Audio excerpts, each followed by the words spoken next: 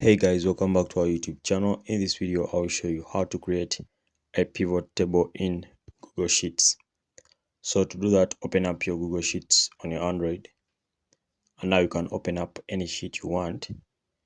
So for this case, let me try to open up a new one.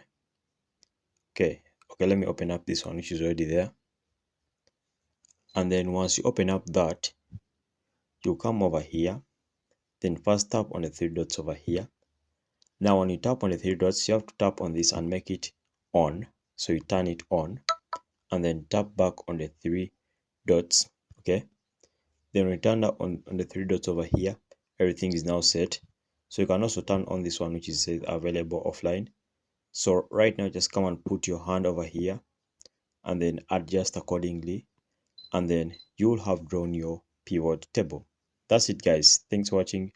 Like and subscribe. We shall meet